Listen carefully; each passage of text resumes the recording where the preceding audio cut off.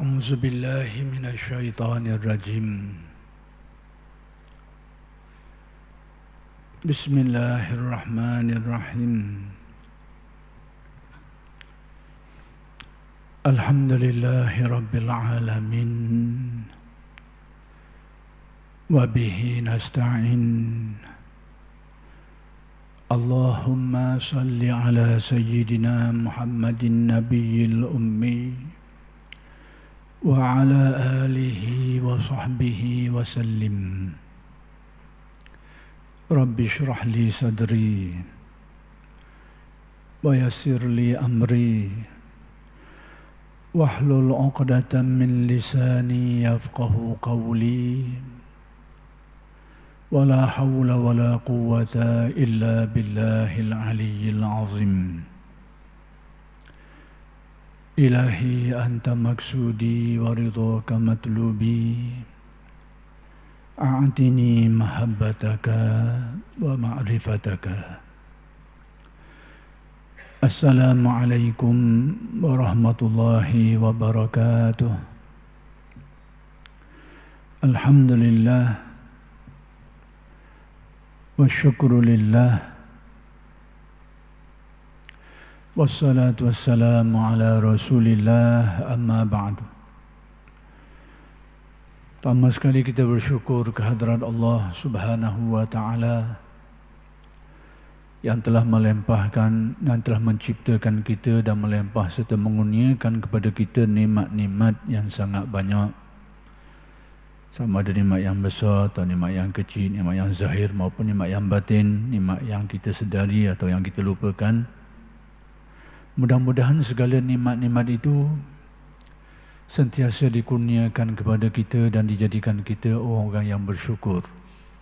Mudah-mudahan dengan berkat syukur Allah Subhanahu wa taala bukan saja menjaga dan mengekalkan nikmat yang sedia ada, malah ditambah lagi dengan nikmat-nikmat yang lain.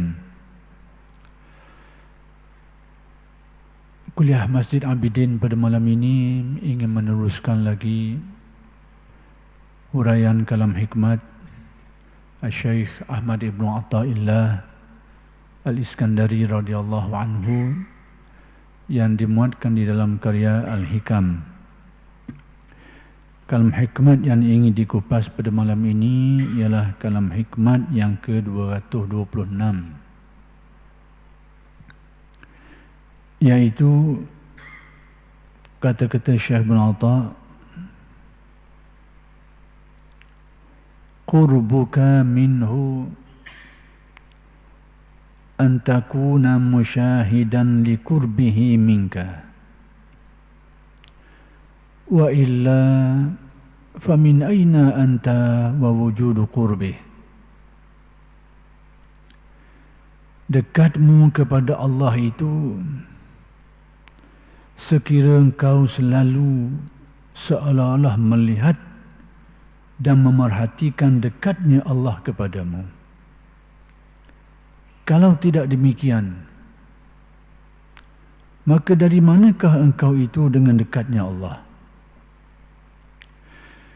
Menerusi kalam hikmat Syekh Ibn Atta' yang ke-226 ini, Syekh Ibn Atta' ingin menjelaskan persoalan berkaitan dengan hubungan atau kedudukan dekat antara manusia dengan penciptanya. Sebelum ini Syekh Ibn Atta' pada kalam hikmat yang lepas, yang lalu, telah menjelaskan kepada kita tentang konsep sampai kepada Allah. Sekarang Syekh Ibn Atta' ingin menjelaskan pula kepada kita mengenai konsep dekat kita dengan Allah. Kedua-dua perkataan ini, sampai, dekat, pada penggunaan kebiasaannya dalam kefahaman kita ni, bila sebut perkataan sampai, dekat, dia berkait dengan tempat. Tak nak lagi daripada kaitan dengan tempat. Bila sebut sampai, kita fahamlah sampai ni daripada satu tempat ke satu tempat. Itu makna yang selalu, yang sudah menjadi kebiasaan dalam kefahaman kita bila kita faham perkataan sapa ni. Bila sebut sapa ni, dia ada pergerakan. Daripada satu tempat ke satu tempat. Demikian juga dekat. Bila sebut dekat ni, maka dia menunjukkan makna tempat. Dekat.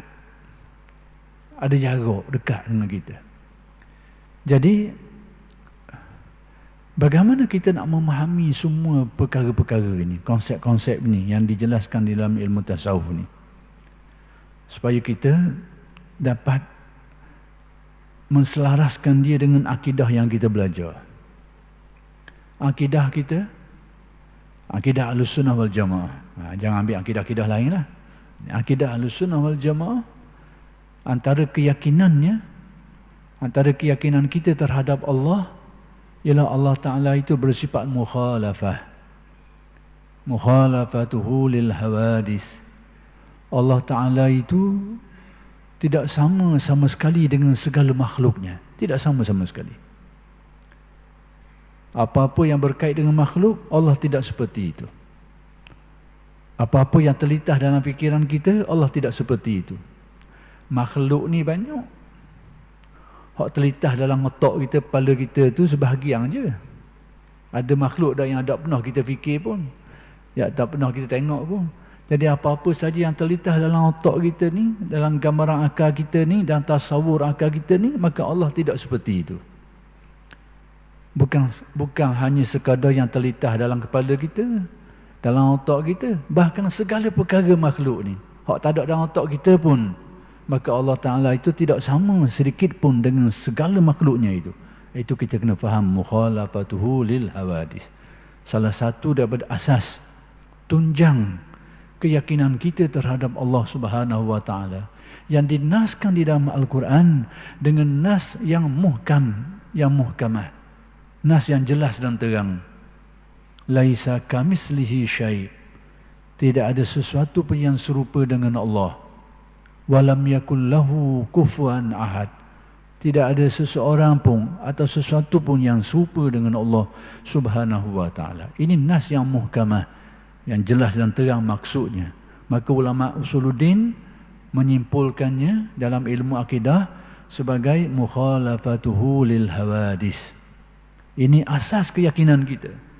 Mana-mana pegangan, kefahaman akidah yang bercanggah dengan perkara asas ini, itu bukan lagi pegangan Ahlussunnah wal Jamaah. Kena ingat, mana-mana yang bercanggah dengan perkara asas ni, itu bukan lagi akidah Ahlussunnah wal Jamaah. Nak panggil akidah apa-apa pun kau pandailah, taklah nama apa-apa, tapi itu bukan akidah Ahlussunnah wal Jamaah. Mana-mana akidah yang mensifatkan Tuhan ada rupa, ada anggota, ada tempat, itu bukan lagi akidah Ahlussunnah wal Jamaah. Kena ingat bahawa itu suti. Jadi sekarang, bila itu menjadi keyakinan kita terhadap Allah, zat yang tidak menyerupai sesuatu, yang laisa kamitslihi syai'. Lalu bagaimana dengan istilah ini? Istilah sampai kepada Allah, istilah dekat dengan Allah. Maka istilah inilah yang perlu difahami. Baik. Maka kata Syekh Ibn Atta', dekatnya engkau kepada Allah itu, Syekh Ibn Atta' nak beritahu kepada kita, nak menjelaskan kepada kita kedudukan dekat. Kenapa?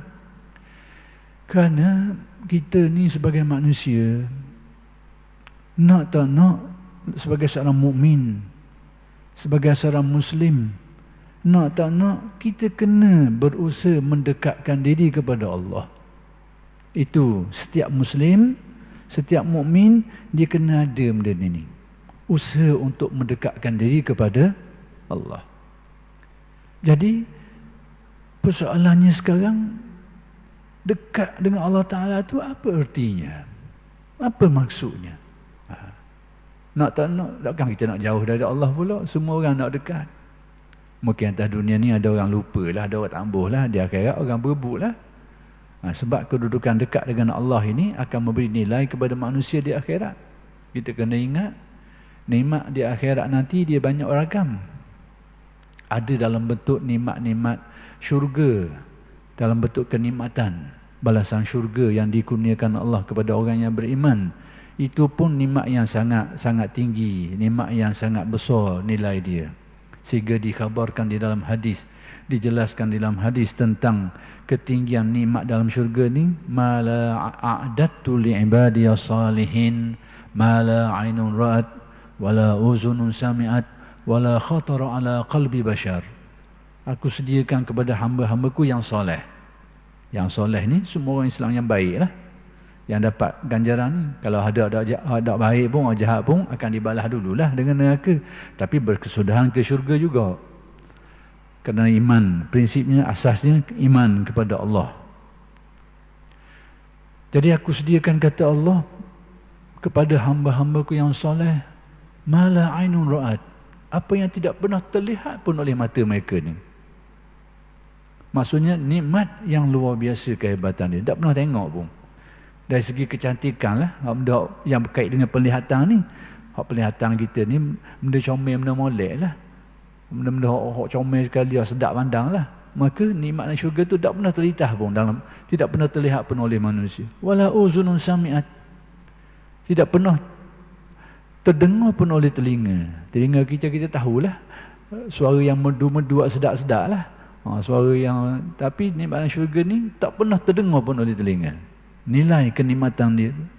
Wala khatara ala qalbi bashar, bahkan apa yang tidak pernah terlintas pun dalam hati manusia ni tentang kadar kenikmatan itu pun sangat hebat.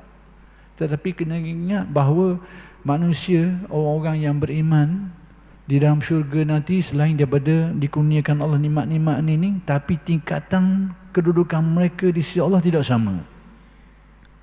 Maka kedudukan mereka di sisi Allah itulah penentunya bergantung kepada kedudukan mereka ni di dunia ni.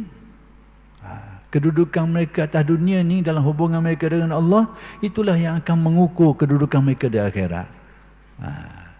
Kalau atas dunia ni orang duk berebut nak pergi dekat dengan penguasa, nak pergi dekat dengan raja-raja, berebut orang ramai. Kerana mereka mendapat kemuliaan, mendapat itu, mendapat ini, macam-macam lah atas dunia orang berebut.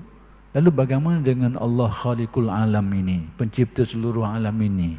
Sudah tentu bagi orang yang tahu perkara ni, sedar perkara ni, berebut-rebutlah mereka ni untuk mendekatinya, bagi yang mengetahui nilainya. Jadi sekarang Syekh Ibn Athah ingin menjelaskan kita, oleh kerana kita sebagai Muslim, sebagai mukmin, secara umumnya kita perlu mendekatkan diri kepada Allah. Mendekatkan diri kepada Allah inilah yang dinamakan taqarrub dalam istilahnya. Taqarrub, kita biasa dengar perkataan taqarrub. Itu artinya usaha untuk mendekatkan diri kepada Allah. Tetapi apa erti dekat dengan Allah itu? Sebab perkataan ini kalau tidak dijelaskan dan dipahami dengan baik, dia boleh membawa kefahaman-kefahaman yang bercanggah dengan akidah. Macam saya sebutkan tadi, bahawa Allah Ta'ala itu bersifat mukhalafah, antaranya tidak sama dengan makhluk, antaranya tidak melibatkan tempat. Tapi bila kita dengar perkataan dekat ni, lalu terlitah dalam fikiran kita, memang bila sebut dekat ni, tepatlah dekat dengan kita, itu tepat, melibatkan tempat. Jadi kalau begitu, apa erti dekat dalam hubungan kita dengan Allah? Inilah yang ingin dijelaskan oleh Syekh Ibn Athah. Maka kata Syekh Ibn Athah, dekatmu kepada Allah itu sekira-kira, yakni maksudnya tu, kau selalu seolah-olah melihat dan memerhatikan dekatnya Allah kepadamu. Yakni dengan erti, perkataan dekat dengan Allah ini adalah merujuk kepada kalbu kita ni, yang ingat, yang sedar, yang faham, yang jeliga, yang terasa bahawa Allah Ta'ala dekat dengan dia. Dekat, Allah Ta'ala dekat dengan makhluk, maksud apa? Iaitu taklukan sifat-sifat Allah Ta'ala ke atas manusia ini tidak ada jarak. Baik. Tidak ada satu makhluk pun yang terpisah daripada Allah Subhanahu wa Ta'ala. Tidak ada. Mana-mana yang berkeyakinan ada satu makhluk, walaupun satu zarah, terpisah daripada taklukan sifat Allah, itu sudah rosok akidah dia, iman dia. sudah keyakinan yang sudah terpesong dan terkeliru. Bahawa hakikat yang perlu kita yakini, tidak ada satu makhluk pun yang terlepas daripada Allah. Dengan erti tertakluk dengan sifat-sifat dia. Kalau kita tengok ke Usuluddin, takluklah. Tertakluk dengan kudrat Allah. Tak ada satu makhluk pun yang terlepas daripada taklukan kudrat Allah. Iradat Allah. Tidak ada sesuatu perkara pun yang berlaku di alam semesta ni, sama ada besar ke kecil ke, tidak akan berlaku satu perkara itu, melainkan dia berlaku dengan kekuasaan Allah. Dia berlaku dengan kehendak Allah. Ini akidah yang kita belajar. Akidah yang kita pegang. Apa saja kejadian yang berlaku pada alam semesta ni, sama ada perkara itu besar, perjalanan pergerakan yang berlaku kepada alam semesta ni, yang berlaku kepada planet-planet, yang berlaku pada bulan bintang, pergerakan itu, yang berlaku kepada apa saja makhluk-makhluk angkasa yang besar ni, gerakan-gerakan tu, apa macam-macam lah yang berlaku. Dan ataupun perkara yang paling kecil sekali, semut merayak ke, bulu terbang ke, kecil-kecil tu, kumang seekor duduk gerak situ-situ, tidak akan berlaku semua fenomena ni, kejadian ni, kecuali semuanya itu tertakluk dengan kehendak dan kekuasaan Allah, tertakluk dengan takdir dia, tertakluk dalam ilmunya. Kena faham. Itu hakikat. Sekarang seseorang tu sama ada dia faham benda ni atau dia tak faham, dia percaya benda ni atau dia tak percaya, hakikatnya memang gitu. Orang yang beriman, dia percaya, dia ada ilmu tentang perkara ni, dia ada akidah bahawa makhluk ni tidak terpisah daripada kudrat Allah, iradat Allah, ilmu Allah, takdir Allah dan seumpamanya. Itu orang yang beriman. Orang yang tidak beriman, tidak percaya benda gini ni, tidak percaya, tak ada dalam kepala dia.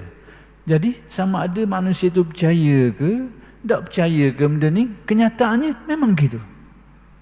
Kenyataannya bahawa makhluk ini tidak terpisah daripada kekuasaan, kehendak, takdir dan ilmu Allah Subhanahu wa taala. Dan demikian juga samuk dan basarnya. Sifat-sifat yang bertakluk ini tak terlepas. Percaya ke, tak percaya ke, tahu ke, tak tahu ke. Baik, itu kenyataan. Baik, kemudian bagaimana pula dengan kedudukan dekat manusia ni? Jadi yang menentukan manusia itu dekat atau tidak dengan Allah, apabila perkara-perkara tadi itu menjadi ingatan seseorang, menjadi keyakinan dia, kefahaman dia, ingatan dia dan pandangan batin dia. Maka sekadar itulah yang menentukan dekat atau jauhnya seseorang dengan Allah Subhanahu wa taala.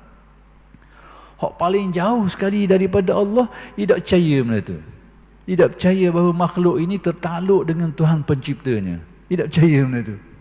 Bahawa adanya Tuhan yang mencipta, yang mengatur alam ini, dan alam ini tidak terpisah daripada kehendak, kekuasaan, ilmu, samuk basar dia tu. Tidak percaya benda ni. Itulah hak paling jauh sekali. Dan ini adalah berarti kekufuran. Orang yang ingkar, orang yang tidak percaya kepada Allah Subhanahu wa taala. Hak dekat sikit daripada ni, dia percaya benda ni, tapi dia lupa, tak nampak kenyataan ini. Dia percaya Allah Ta'ala ni menciptakan alam, mengatur alam, bahawa alam semesta ni tak akan berlaku satu fenomena pun melainkan berlaku dengan kehendak dan kekuasaan dia dan tertakluk dengan sifat-sifatnya yang lain. Dia tahu, dia mengaji benda ni, dia faham, tapi dalam perjalanan hidup dia tak nampak. Tengok kejadian, tak nampak bahawa semua itu adalah kenyataan daripada perbuatan Allah. Dia tak nampak. Ini apa yang ghaflah. Tapi dekat sikit berbanding dengan hendak percaya langsung tadi tu. Sekarang dia percaya, cuma tidak hadir di dalam hati. Bila tengok kejadian, fenomena alam berlakunya, ada orang ni hidup, orang ni mati, sebab dia mati macam-macam. Kemudian orang ni dapat rezeki, cara dia dapat macam-macam. Orang ni senang, orang ni kaya, macam-macam ragam bentuk manusia ni. Hak jadi kaya pasal yang ginilah, sebab beginilah. Hak jadi apa-apa kedana macam-macam lah. Banyak sebab macam-macam berlaku depan mata benda ni. Untung, rugi, senang, susah, berlaku fenomena ini. Tapi tak nampak bahawa itu perbuatan Allah. Tapi dia percaya semua ni berlaku dengan kehendak Allah atau tidak? berlaku dengan kehendak Allah, kekuasaan Allah. Tapi kejadian yang berlaku tu tak mari orang panggil. Tidak hadir. Itu dekat dah sikit berbanding hendak percaya. Tetapi yang lebih dekat daripada itu ialah orang yang bukan saja faham perkara ni, yakin terhadap perkara ni, tapi menjadi pandangan batin dia. Hadir dalam ingatan dia. Hadir dalam renungan batinnya. Bahawa tak akan berlaku semua ni, melainkan semua ni adalah perbuatan Allah. Dia akan balik kepada la haula wala quwata illa billah. Dia akan bahawa semua fenomena alam semesta ini adalah cerminan kepada Tuhan yang Maha Esa. Cerminan kepada perbuatan Tuhan. Cerminan kepada sifat-sifat ketuhanan Allah atas alam semesta, fenomena yang berlaku pada alam semesta ni. Itu dekat. Dekat lagi. Jadi ukuran dekat dan dekat ni adalah sejauh mana kalbu seseorang ini dapat menyedari dan hadir untuk ingat semua perkara-perkara itu. Maka disitulah darjat kedekatan seseorang dengan Allah Subhanahu wa taala. Maka inilah yang ingin disampaikan oleh Syekh Ibn Atta'. Maka istilah tadi itu, hati yang ingat, hati yang faham, hati yang yakin, hati yang ingat, hati yang sedar, hati yang terasa, hati yang sentiasa memandang, semua itu, semua perkataan-perkataan tadi itu dalam istilah tasawuf orang panggil musyahadah. Istilah musyahadah. Itu je cara mudah nak faham. Pendetailan dia banyaklah hal-hal lain, kita tak payah pergilah dalam tu. Ambil yang mudah-mudah gini sudah dahulu, dan itu pun sudah mencapai maksud. Perinciannya cerita lain. Jadi tasawuf ni sebenarnya bukanlah rumit sangat, tapi taklah mudah sangat. Kalau dipermudahkan, insya-Allah boleh faham dengan mudah. Itu je. Cuma yang jadi payah tu dua sebab. Sama ada kita macam na'udzubillah min zalik, kita mengajar kita sendiri tak faham molek, ataupun hak dengar tu dungu dak lalu. Mungkin tak faham lah. Atau ngajar dak erti, ataupun hak dengar tu nak kata bahasa kata bodoh lah. Bodoh dak lalu. Bahasa mudah lah. Mungkin tak faham lah. Tapi kalau dia ada kepahaman yang sederhana dan dijelaskan baik, insya-Allah benda tu boleh dipahami dengan baik. Jadi antara sudut kedekatan seseorang dengan Allah dengan makna itu, makna kefahaman dan kesedaran hati terhadap hakikat bahawa makhluk ini tidak terpisah daripada Allah. Apa arti tidak terpisah daripada Allah? Tidak terpisah daripada taklukan sifat-sifat dia itu. Taklukan sifat-sifatnya. Jadi itulah makna dekat. Bukan berarti dekat bahawa Tuhan itu ada tempat dan kita berjarak dekat dengan dia. Itu bukan. Itu bukan makna yang dimaksudkan. Dan kefahaman itu, pegangan itu adalah pegangan yang bercanggah dengan akidah Ahlussunnah wal Jamaah. Jadi demikianlah Syekh Ibn Atta' menyebut dalam kalam hikmat ini, dekatmu kepada Allah itu sekiranya kau selalu seolah-olah melihat dan memerhatikan dekatnya Allah kepadamu. Itu maksud. Kalbu kita ni sedar, ingat bahawa kita sentiasa tertakluk dengan Allah, tertakluk dengan kudratnya, dengan iradatnya. Dan itulah hakikatnya. Bila kita lupa, kita jauh. Bila kita tak faham, jauh lagi. Bila kita ingkar, paling jauh. Itu ukuran dekat atau jauhnya manusia dengan Allah. Jadi kesedaran hati inilah yang akan menimbulkan keimanan dan keyakinan. Dan inilah yang akan membawa kepada ihsan. Dan ihsan inilah yang akan bercabang daripadanya segala maqamat dan awal-awal tasawuf. Bila hati kita tersedar hakikat Allah Ta'ala Maha Kuasa, contoh bagi mudah. Bila hati kita tersedar Allah Ta'ala melihat dan melihat kita, mari kesedaran tu, ingatan tu, maka itulah yang menjadikan kita ini tulus dan ikhlas dalam amal ibadah. Tak pandang kat orang dah. Orang lain nak tengok ke, tak mau tengok ke, orang puji ke, orang jelai, tak kisah dah. Sebab apa? Kerana mula hidup di dalam hatinya suatu kesedaran pandangan batin dia tu, basirah dia tu, ataupun musyahadah hatinya itu bahawa Allah Ta'ala melihat dirinya. Mari dalam kesedaran hatinya itu, itulah yang mendorong dia untuk khusyuk dalam ibadah dia dan semua ibadah yang dia buat. Itulah yang mendorong hatinya untuk ikhlas dan tidak ada lagi dorongan-dorongan riya dan sebagainya. Apabila timbul kesedaran dalam hati manusia ni bahawa segala gerak-geri, segala apa yang berlaku tak akan berlaku melainkan dengan kehendak dan kekuasaan Allah, berlaku dengan hidayat Allah.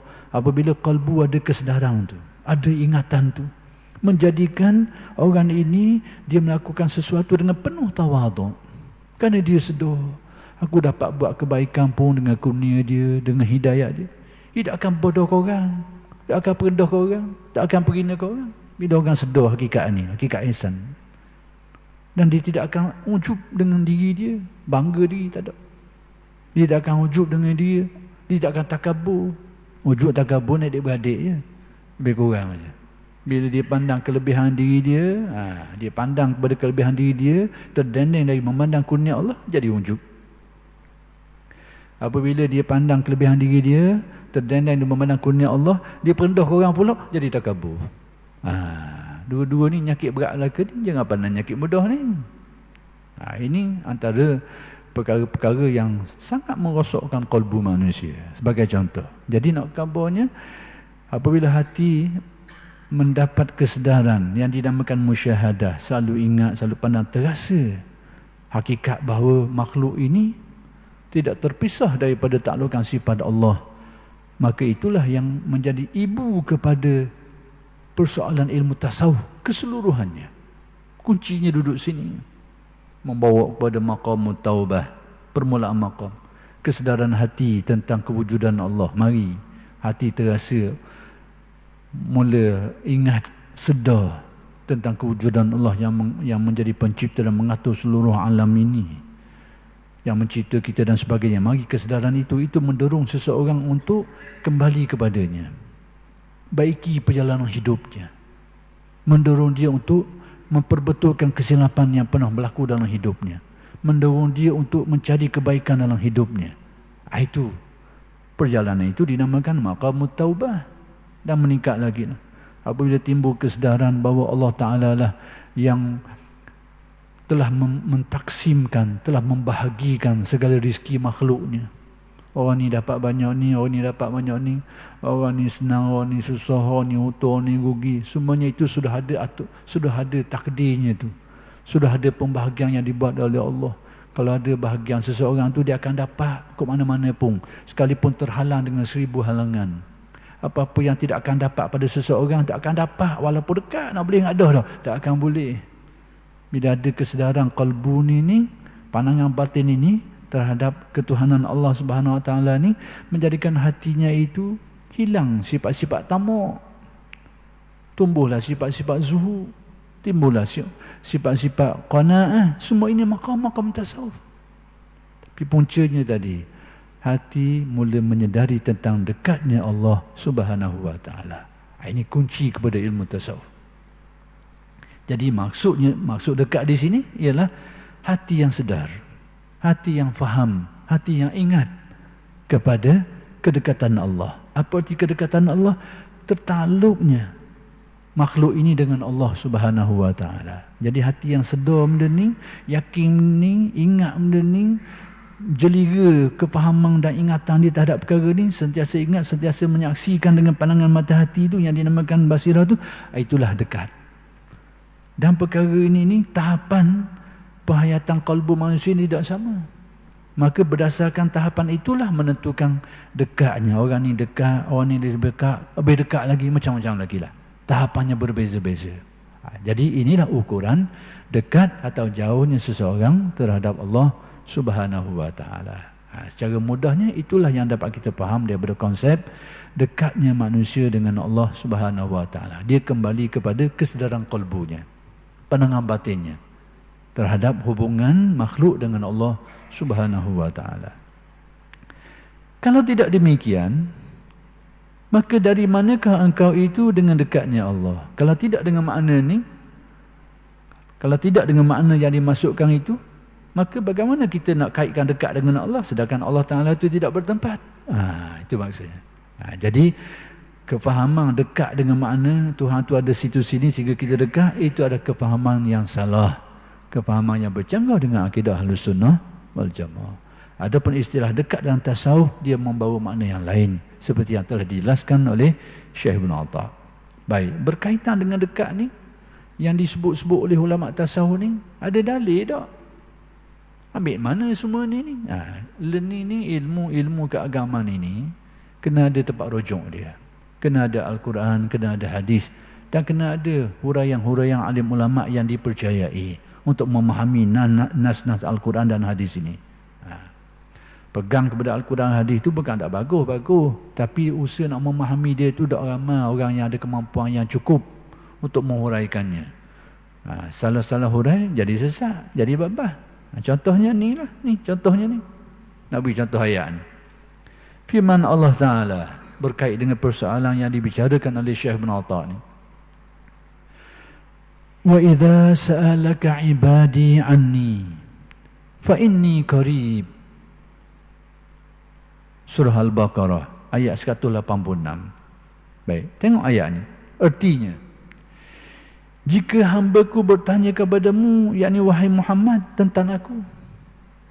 Sekiranya ada orang tanya engkau wahai Muhammad tentang diriku, kata Allah, maka jawablah. Apa yang disuruh jawab? Maka sesungguhnya aku ni dekat, kata Allah. Fa inni qarib, aku ni dekat. Jadi kalau kita faham dekat dengan kefahaman biasa kita, iaitu ada tempatnya, itu adalah kefahaman yang bercanggah dengan ayat lain. Jadi kalau kita pegang semata-mata Quran hadis tanpa melihat kepada huraian-huraian alim ulama, inilah antara ayat yang boleh menyesatkan orang ni. Bukan ayat ni sesat, orang faham tu sesat. Orang faham tu sesat. Ini yang saya maksudkan. Ayat ni terang-terang beritahu fa inni qarib, aku ni dekat, kata Allah. Jadi bab tempat ni, ayat-ayat Al-Quran yang mengaitkan secara zahir tempat dengan Allah Ta'ala ni banyak. Banyak. Sebab itu akidah Ahlus Sunnah dalam menghuraikan pengertian mukhalafatuhu lil hawadis, bahawa Allah Ta'ala itu berbeza sama sekali, tidak sama sekali dengan segala makhluknya itu. Antaranya tidak melibatkan tempat. Antaranya maksudnya itu Allah Ta'ala tidak melibatkan tempat. Sebab apa? Sebab ayat Al-Quran yang menyebut tentang tempat ni berkaitan dengan Allah ni banyak. Ayat ni sebut dekat, qarib, dekat. Ada ayat menyebut bahawa Tuhan itu secara zahirnya di arash, seperti yang digembar-gemburkan yang sedang dibicarakan oleh setengah-setengah golongan itulah. Summa stawa 'alal 'arsy. Kemudian Tuhan tu beristiwa, duduk di arash. Arash tu tempat. Ada ayat sebut gitu. Ada ayat pula sebut di langit. Amintum man fis sama yang yaksifa bikumul ard. Apakah kamu rasa aman diri terhadap yang di langit itu? Yang di langit menurut salah satu tafsirannya iaitu Allah. Langit pula. Ada ayat sebut langit. Ada ayat lain menyebut lagi, akan disebut lepas ni. Wa nahnu aqrabu ilaihi minkum. Kami, kata Allah, aku ni, kata Allah, lebih dekat kepada orang yang nak mati tu, berbanding dengan kamu yang duduk keliling dia tu. Orang yang berada dalam keadaan muhtadar, sakit nak mati ni, ada orang duduk keliling dia. Tapi apa kata Allah? Aku lebih dekat kepada dia lagi berbanding kamu ni, yang dekat-dekat keliling dia ni. Nak kabarnya antara orang sakit ni, orang nak mati ni dengan orang keliling dia, Tuhan tu lebih dekat lagi. Maksudnya antara orang dengan masih mati ada lain situ tu secara zahirnya. Ada ayat sebut gitu.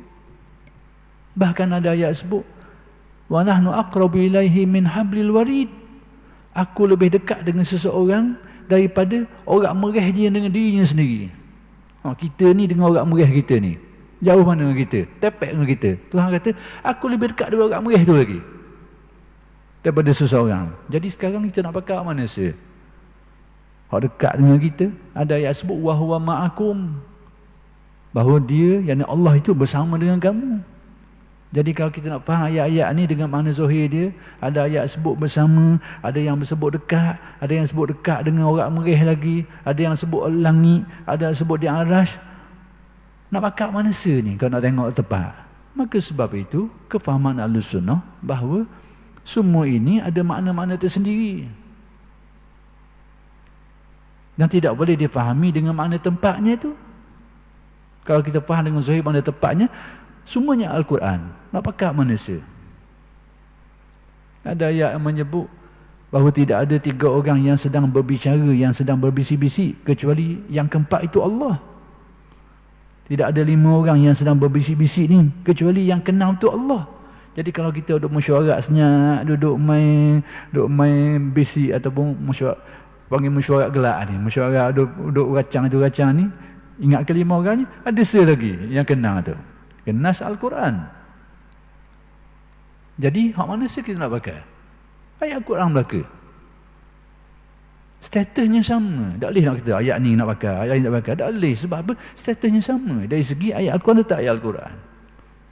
Maka di sini ulama tasawuf, ulama-ulama usul ni menetapkan bahawa melibatkan tempat ini bukanlah kefahaman yang boleh kita faham tentang Allah Subhanahu Wa Taala. Dia ada makna-makna tersendiri. Sama ada nak ditawilkan atau nak ditafwidkan, serah maknanya kepada Allah. Dua-dua itu adalah merupakan manhaj Ahlussunnah wal Jamaah. Tafwid dengan makna serah kepada Allah makna sebenarnya itu, tanpa kita menjelaskan dan kita tak tahu apa maksud sebenarnya. Itu salah satu. Ataupun kita menjelaskannya menurut kaedah bahasa Arab, yang mana Al-Quran itu diturun dalam bahasa Arab. Kerana bahasa Arab ini dia ada kaedah-kaedah dia sendiri. Jadi kita boleh jelas pengertian-pengertian tadi itu dengan menggunakan kaedah bahasa Arab itu sendiri. Ini dipanggil takwil. Jadi sama ada jalan takwil ke ataupun jalan tafwid ke, dua-dua itu merupakan manhaj Ahlussunnah wal Jamaah. Hak bukan Ahlussunnah wal Jamaah pegang zahir makna ayat itu tu. Tuhan ada situ, Tuhan ada sini, Tuhan berupa begitu, berupa begini. Itu tak ada.